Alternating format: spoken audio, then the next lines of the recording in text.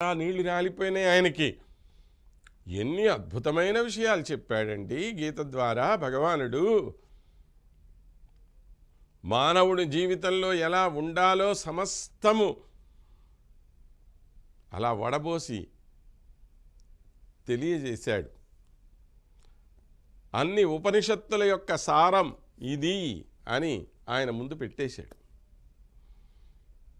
ఇది పరమాత్మలో ఉండేటువంటి అత్యద్భుతమైన గుణ వైశిష్ట్యం. మరి ఇవాళ అమ్మవారితో కలిసి వీళ్ళందరూ కూడా స్వామిని చేరినప్పుడు ఆ స్వామి యొక్క గుణ వైభవాన్ని వీళ్ళు ఎంతగా అనుభవించి ఉంటారో మనం ఒక్కసారి ఊహించుకోవచ్చు. ఎతక్కలంగల్ ఎదిర్పొంగి మిదళిప్ప మతాదే పాల్షొరిயும் வள்ளல் பெரும் பசுக்கள் அத்தப்படைத்தான் மகனே அறிவுராய் உத்தமுடையாய் பெரியாய் உலகினில் தொத்தமாய் நின்ன சுடரே துயிலராய் மதாருனக்கு வலி தொலைந்து உன் வாசன்கண் ஆத்தாது வந்து உன் அடி பணியும் ஆபோலே பொத்தியாம் வந்தோம் புகழ்ந்து ఏలో ఎంబావాయ్. ఆ కృష్ణ పరమాత్మ యొక్క వైభవం ఎంత గొప్పదో, ఆ స్వామి నామము చెప్పినంత మాత్రానే ఐశ్వర్యము ఎలా పొంగి పొంగి పొరలుతుందో మనకి తెలియచేస్తూ మొట్టమొదటి వాక్యం చెప్తున్నారు. ఎలాంటి వాళ్ళుట ఈ కృష్ణ పరమాత్మ దగ్గర ఉండేటువంటి గోవులు కూడా, ఆఖరికి పశువులు కూడా ఏ విధమైన దారిద్ర్యము లేకుండా ఎంత వైభవాన్ని అవి ప్రదర్శిస్తున్నాయి అనంటే, ఈ శ్రీకృష్ణ పరమాత్మ దగ్గర ఉండే ఆ పశువుల కష్టం ఉంటుంది కదండి, ఆవుల కష్టం. అక్కడికి ఒక కుండలు అలా తీసుకొని పోయి పెట్టేస్తూ ఉంటే పాలు వాటంతట అవి స్రవించేస్తాయిట. ఇవాళ మనం ఏం చేస్తున్నామో తెలుసా, రకరకాల మిషన్లు తీసిపోయి దాని కింద పెట్టి దాని ప్రాణాలన్నీ లాగి పాపం పిండి దాన్ని సర్వనాశనం చేసేసి దాని లోపల నుంచి పాలు లాగేస్తూ ఉన్నాం. కృష్ణుడి దగ్గర అలా చేయాల్సిన అవసరమే లేదు. కనీసం చేత్తో పిండాల్సిన అవసరం కూడా లేదుట. ఇలా కుండ తీసుకుపోయి పెట్టడం, ఆవులు తమంతట తాము స్వచ్ఛంగా పాలు ఆ కుండ నిండేంత వరకు అలా పాలనిచ్చేస్తాయట. అంత సమృద్ధి కలిగినటువంటి ఆవులన్నీ కలిగినటువంటి వాడు కృష్ణుడే గొప్ప ఉదారవంతుడు. మరి కృష్ణుడి దగ్గర ఉండే ఆవులు మాత్రం ఉదారంగా లేకుండా ఉంటాయా? అందుకని ఈ ఆవులు కూడా ఎంతో ఉదారమైనటువంటివి. అలాంటి నందని యొక్క కుమారుడా నిద్రలేవయ్యా అన్నారు. ఎవరి నందుడు అంటే ఆచార్యుడు అని చెప్పాం మనం. భగవద్గుణ వైభవాలే పాలు అని చెప్పాం మనం. అవి మనకు అనుగ్రహించే ఆచార్యుడు నందుడు, ఆయన యొక్క కుమారుడే కృష్ణుడు, ఆయన గుణవైభవమే ఈ పాలంతా కూడా. కాబట్టి ఇటువంటి గుణవైభవం కలిగిన ఓ మహనీయుడా నువ్వు నిద్రలేవయ్యా అని చెప్పి అన్నారు. ఉతం ఉడయ్యాయ్ అన్నారు. అయ్యా దృఢతరమైనటువంటి ప్రమాణం కలిగిన వాడా. ఏమిటి ప్రమాణం, ఏమిటి దృఢం? ప్రమాణం ఏమిటి? సర్వ జగత్తుకు నియామకుడైన వాడు ఈయనే, సర్వ సృష్టికి సర్వ విశ్వానికి ఆది మధ్య అంతము ఈయనే అని ఎవరు చెప్తే ప్రమాణం అది? ఎవడంటే వాడు రాసేయచ్చు కదా, నువ్వే గొప్ప నువ్వే గొప్ప అని. మరి ఎవరు చెప్తే ఇది ప్రమాణం అవుతుంది మనకి అంటే వేదం చెప్తే ప్రమాణం. కాబట్టి వేదం ఏం చెప్తోంది మనకి? ఈయనే సర్వము, ఈయనే మూలము అని మనం వేదం చెప్తోంది. కాబట్టి వేదం చెప్పిన మాటని మనకి అలాగా తెలియచేసినటువంటి వాళ్ళు ఇతను. కాబట్టి సర్వే వేదాః యత్పదం ఆమనంతి సర్వే వేదా యత్రైకం భవంతి అన్నాడు. వేదాల్లో రకరకాల విషయాలు రకరకాల సందర్భాల్లో చెప్పబడి ఉన్నాయి. కానీ ఒక్క నారాయణ పరత్వం దగ్గరికి వచ్చేసరికి మాత్రము అన్ని వేదాలు ఒకటే మాట చెప్తున్నాయి. నారాయణుడే పరబ్రహ్మం, నారాయణుడే పరమాత్మ, నారాయణుడే భగవంతుడు. అన్ని వేదముల చేత తెలుసుకొనబడిన వాడు ఎవడు అనంటే స్వామి స్వయంగా చెప్పాడు, ఇంకెవరో చెప్పటం ఇది. వేదైః సర్వైః అహమేవ వేద్యః అన్నాడు. అన్ని వేదముల చేత తెలుసుకొనబడినదగిన వాడిని ఎవరు అంటే నేనేను అని చెప్పాడు ఆయనే. అలాంటి పరబ్రహ్మస్వరూపాన్ని తెలుసుకొనలేకుండా బ్రహ్మగారే పాపం బోల్తా పడిపోయాడు. ఏదో సంగటిల నడుమ కూర్చుండి నర్మభాషణముల నగవు నెరసి యాగభోక్త కృష్ణుండు అమరులు వెరగంద శైశవంబు మురసి చల్ది గుడించే అన్నాడు. అందరితో కూర్చొని అలాగా చద్దన్నం తింటూ ఆ ఆవకాయ ముక్కని ఇట్లా నోట్లో పెట్టుకొని తింటూ ఆ ఎంగిలి ముద్దలు తింటూ ఉంటే బ్రహ్మగారు అనుకున్నట్ట, ఊరే ఎవడో ఈ గొల్ల పిల్లవాడిని పట్టుకొని పరబ్రహ్మం పరబ్రహ్మం అంటున్నారు వీళ్ళ మోహం, ఇలాంటి వాడు పరబ్రహ్మ స్వరూపం ఎందుకు అవుతాడు అని చెప్పి ఆ గొల్ల పిల్లలందరినీ దాచిపెట్టేశాడు. ఆయన యొక్క సృష్టికి ప్రతి సృష్టి చేశాడు పరమాత్మ.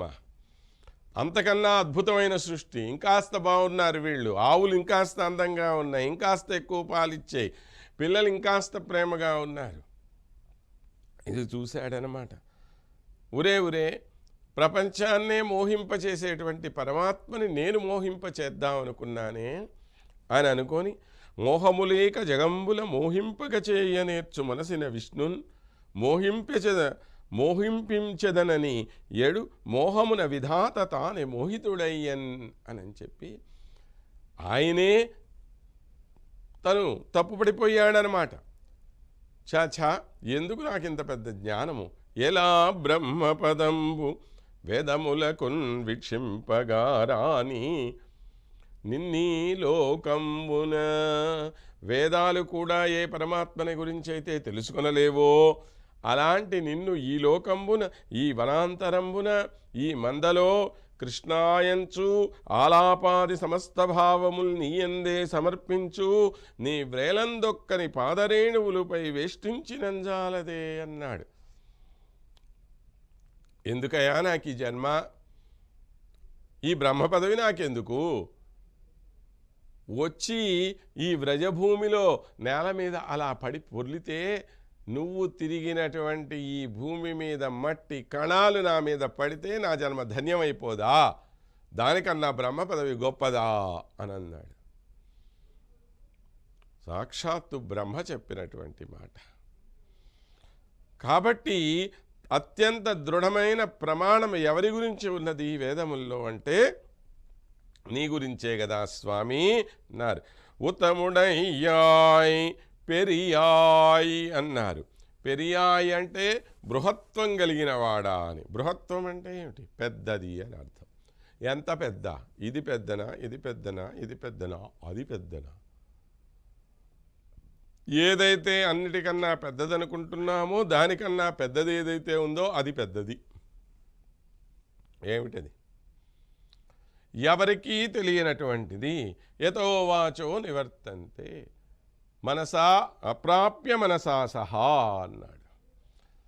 అంటే ఎంత పెద్దది అని చెప్పటానికి మాటలు వదిలేసేయండి, ఊహించటానికి మనసుకు కూడా సాధ్యం కాదో అంత పెద్దవాడు ఎవడైతే ఉన్నాడో వాడు పరబ్రహ్మము.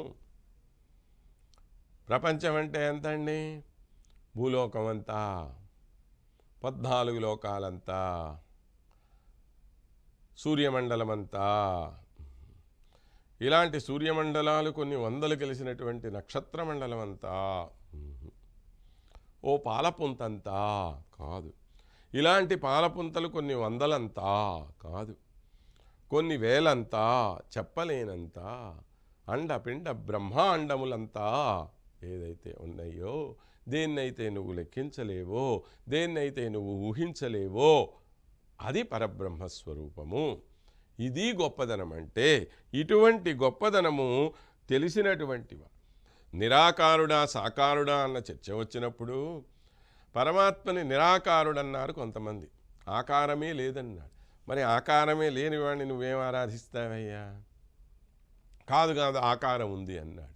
ఆకారం ఉన్నది అంటే అది తగ్గిపోయినట్టే కదా, దీనికన్నా ఇంకో పెద్దదేదో ఉంటుందనే కదా అర్థము.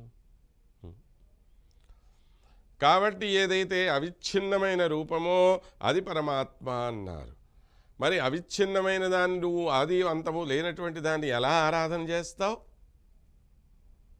ఏదో మొదలు ఏదో చివర ఉండాలి కదా నీకు.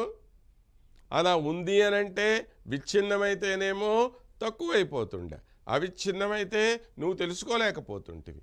ఎలా తెలిసేది అంటే దానికి పరమాత్మ మనకు వేదం ఏమని చెప్తూ అంటున్నది, యస్యామతం తస్య మతం మతం యస్య నవేదనః అవిజ్ఞాతం విజానతాం విజానతాం విజ్ఞాతం అవిజానతాం అని చెప్పింది ఉపనిషత్తు. ఎవరైతే తన అభిప్రాయం ఇది అని అంటారో అభిప్రాయానికి అందనివాడు, అయ్యో మనకి ఏవీ తెలియదే అని అనుకున్నప్పుడు మనకి అన్నీ తెలిసినవాడుగా మన దగ్గర ఉండేవాడు, తెలిసిన వాళ్లకు తెలియనివాడు, తెలియని వాళ్ళకు తెలిసినవాడు. ఏమిటండి ఈ కన్ఫ్యూజను అని చెప్పి అంటే, అయ్యా మీరేమీ భయపడక్కర్లేదు, ఇదిగో ఒక అర్చాస్వరూపంగా మీ ఎదురుగ్గా ఉన్నాను అని ఓ కృష్ణ స్వరూపమో ఓ వెంకటేశ్వర స్వామి స్వరూపంగానో మన ఎదురుగ్గా ఈరోజు నిలిచి ఉన్నాడే భగవానుడు, ఆయనే ఆ పరమాత్మ. మరి ఎందుకోసం వచ్చాడు ఇలాగా? మన సౌలభ్యం కోసం వచ్చాడు తప్పితే ఆయన ఇంతే ఉంటాడని కాదు అర్థం. అక్కడ విగ్రహం ఇంతే ఉండొచ్చు, కానీ విగ్రహం యొక్క శక్తి అనంతమైనది, దీని యొక్క రూపం అనంతమైనది. భగవానుడు సగుణుడా నిర్గుణుడా అంటే నిర్గుణుడని మనం ఎందుకంటున్నాము? ఆయనలో ఏ గుణాలు లేవనా? నిర్గుణత్వం అంటే అదే అర్థము కాదు, చెప్పలేనన్ని గుణాలున్నాయి కనుక అందువల్ల నిర్గుణుడు అనేసి. ఇన్ఫినిటీ అంటే ఏమి అర్థము? అసలు లేదు అని కాదు కదా, లెక్క పెట్టడానికి వీలు కానిది అని కదా అర్థము. అసలు లేనిది అంటే మనం ఏమంటాం? శూన్యం అంటాం. మరి దీన్ని శూన్యం అంటం లేదే, దాన్ని ఇన్ఫినిటీ అంటున్నామే, అనంతము అంటున్నామే. అనంతము అంటే దేని యొక్క అంతము లేదో అది అనంతము, అవునా? కాబట్టి భగవానుడు సగుణుడా నిర్గుణుడా అన్నప్పుడు ఆయన్ని నిర్గుణుడు అని కొంతమంది అభిప్రాయానికి వచ్చారు. అంటే కారణం ఏమిటి అంటే ఆయనలో ఉన్న అత్యద్భుతమైన గుణాల్ని లెక్కించడం మనకు సాధ్యం కాదు కనుక ఆయన నిర్గుణుడు అవుతున్నాడు, కానీ గుణరహితుడు కాదు ఆయన. ఇది మనం భగవానుడి గురించి తెలుసుకోవలసినటువంటి విషయం అన్నమాట. உலகினில் தொத்தமாய் நின்ன சுடரே తుయిలజాయ్, ఈ లోకాన ఆవిర్భవించినటువంటి ఓ జ్యోతిస్వరూపుడా అన్నాడు. పరమాత్మ ఏ విధంగా ఉంటాడయ్యా ఇక్కడ అనంటే ఒక జ్యోతిలాగా వెలుగుతూ ఉంటాడట. మనకి వేదం ఏమని చెప్తోన్నది అనంటే, నీవారశుకవత్తన్వీ పీతాభాస్వత్తనూపమా తస్యా శిఖాయా మధ్యే పరమాత్మ వ్యవస్థితః అని. ఒక చిన్న వడ్ల గింజ ఎంత చిన్నదిగా ఉంటుందో అలా ఉండేటువంటి ఒక అగ్నిశిఖ, దానిపైన దాని యొక్క మొన ఉంటుంది చూసారా, ఆ వడ్ల గింజ యొక్క మొన ఎంత సన్నగా ఉంటుందో అలా ఉండేటువంటి దాని మీద భగవానుడు అటువంటి అగ్ని మధ్య లోపల ఉన్నాడు. ఒక జ్యోతి స్వరూపంగా వెలుగొందుతున్నటువంటి వాడు భగవానుడు అని చెప్పి అంటుంది. ఎలాంటి జ్యోతి ఇది? ఎప్పటికీ ఆరనటువంటి జ్యోతి. సౌ శ్రేయాన్ భవతి జాయమానః అంటుంది వేదం. స ఊ అంటే ఊ అంటే ఏ అని అర్థం. స ఊ అంటే అతడే. స ఊ భవతి అని చెప్పుకోండి. అంటే అతడే ఉంటాడు. భవతి అంటే నిత్యవర్తమాన కాలం, అది ఎల్లప్పుడూ ఆయనే ఉంటాడు. ఆయన లేకుండా ఇంకేం ఉండదు. అప్పుడున్నది ఆయనే, ఇప్పుడుంటున్నది ఆయనే, రేపు ఉండబోయేది ఆయనే. ఆయన తప్ప ఇంకా ఎవడు ఉండేవాడు లేడు. అందరూ వచ్చిపోయేవాళ్ళంతే. కాబట్టి సవు భవతి అతడే ఉంటాడు. సవు శ్రేయాన్ అతడే శ్రేయోవంతుడు. సవు జాయమానః అతడే పుడుతూ ఉంటాడు. అంటే ఇన్ని 84 లక్షల రకాల జీవకోటి ఏదైతే ఉన్నదో ఇన్ని రూపాల్లో ఉండేటువంటి వాడు, పుడుతుండేవాడు, వెళుతుండేవాడు అంతా ఆయన యొక్క స్వరూపమే. సవు జాయమానః సవు శ్రేయాన్ సవు భవతి అతనే ఉంటాడు. అలాగా ఈ ఉకారము ఆయనకే సంబంధించింది, ఇంకెవ్వరు దాని ఇక రెండో మనిషికి వీలు కాదా చెప్పటానికి. కాబట్టి అటువంటి ఓ జ్యోతి స్వరూపుడా అని చెప్పి తన యొక్క పనులతో తన యొక్క ప్రతిజ్ఞలతో నిరంతరము వెలుగొందుతూ ఉండేటువంటి వాడు. అలాంటి ఆయన మనకి ఒక మాట ఇచ్చాడు అంటే ఇచ్చిన మాటకి ఎప్పుడూ కట్టుబడే ఉంటాడు. ఆ ఖరదూషణాదులు అనేటువంటి 14,000 మంది రాక్షసులు రాముడి మీద దండయాత్రకు వచ్చారు. అప్పుడు సీతమ్మ భయపడిపోయింది. భయపడి మనకెందుకు వచ్చిన గొడవ ఇదంతాను, ఆ రాక్షసులకి మనకి అసలు వైరమేం లేదు కదా, నువ్వు వాళ్ళని సంహరించడం, వాళ్ళు మళ్ళీ రేపు ఇంకో 25,000 మందిని వేసుకొని రావడం, ఎందుకు ఇచ్చిన గొడవ ఇదంతా, మన దోవని మనం పోదామంది. అంటే శ్రీరామచంద్రుడు ఏమన్నాడో తెలుసా? అప్యహం జీవితం జహ్యాం త్వాం వా సీతే సలక్ష్మణాం నతు ప్రతిజ్ఞాం సంసృత్య బ్రాహ్మణేభ్యో విశేషతః అన్నాడు. ఓ సీత, అవసరమయ్యి నేను నిన్ను వదిలేయాల్సి వస్తే ఏ సందర్భంలో అయినా నిన్ను వదలటానికైనా సిద్ధమే, లక్ష్మణుణ్ణి వదలటానికైనా సిద్ధమే, కానీ ఇచ్చిన మాట నేను ఎప్పటికీ వదలను అన్నాడు. నా అనుకున్న వాళ్ళు, నా మీద ఆధారపడిన వాళ్ళు ఈ మునులందరూ కూడా వీళ్ళకి రాక్షస భయం లేకుండా చేస్తానని, వాళ్ళ యజ్ఞయాగాదులు చక్కగా నిర్వహించుకునేలాగా చేస్తానని వాళ్ళకి నేను మాట ఇచ్చాను.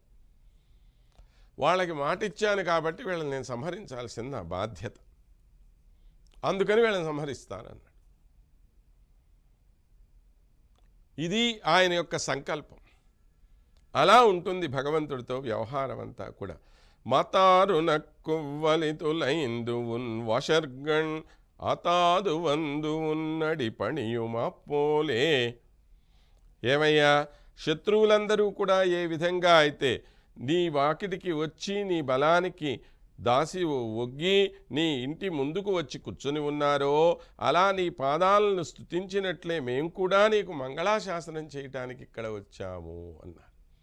అంటే శత్రువులైన వాళ్ళందరూ నీ దగ్గరికి వచ్చి ఇది చేస్తున్నారు కదా, స్వామి నువ్వే మాకు దిక్కు అని అంటున్నారు కదా, అలాగ మేము నీ వాకిట్లోకి వచ్చామయ్యా అని చెప్పి వీళ్ళు ప్రార్థన చేశారన్నమాట. అంటే వాళ్ళు వచ్చింది అహంకారంతో పోగొట్టుకొని వచ్చారు, మేము దాస్యభావంతో వచ్చినవాడు, నీకు ప్రియమైనటువంటి భావనతో వచ్చినవాడు, నీ సేవకులుగా ఉండాలి అనేటువంటి భావంతో వచ్చాం. భగవంతుకి ఎప్పుడూ కూడాను ఆజ్ఞాచ్ఛేది మమద్రోహి అంటాడు భగవంతుడు. ఎవరైతే నా ఆజ్ఞని మీరుతారో అలాంటి వాళ్ళందరూ కూడా నాకు ద్రోహులే అని అంటాడు. వాళ్ళు శత్రువులైన వాళ్ళు అయితే అయి ఉండొచ్చు కాక, మాలో అటువంటి శత్రుత్వం ఏమీ లేదు.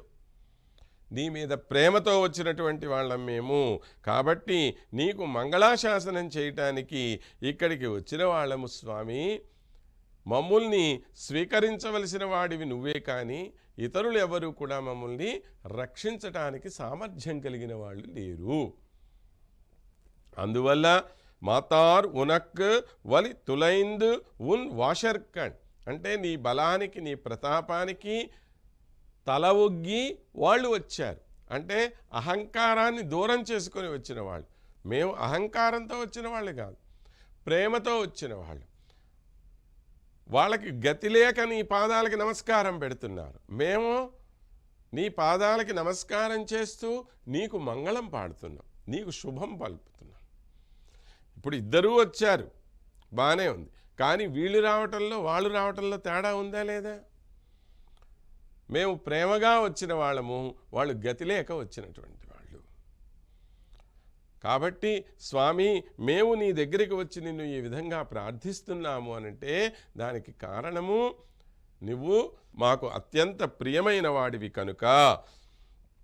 ఆనాడు ఆ కాకాసురుడు ముల్లోకాలు తిరిగి మళ్ళీ నీ దగ్గరికి రాలా? ఏమైంది? పోయిన వాళ్ళందరూ కూడా ఏమన్నారు? చపోతలకి అన్నారు. సపిత్ర చ పరిత్యక్త సురైశ్చి సమహర్షిభి త్రీన్ లోకాన్ సంపరిక్రమ్య తమేవ శరణం గతః. తండ్రి వదిలేశాడు, తెలిసిన బంధువులందరూ వదిలేశారు. ఆ ఇంద్రుడి కుమారుడు కదా వీడు, జయంతుడు అనేవాడు ఈ కాకాసురుడు, వాడితో పాటు పుట్టినవాడనమాట. అలాంటి వాడు చివరికి గతిలేక నీ దగ్గరికి వచ్చాడు. మేము అలా వచ్చిన వాళ్ళం కాదు కనుక మమ్మల్ని స్వీకరించు స్వామి అని చెప్పి వీరు ఆయనకి నమస్కారం చేసి స్వామి యొక్క చెంతకి చేరారు అన్న విషయాన్ని ఈనాడు తెలియజేసి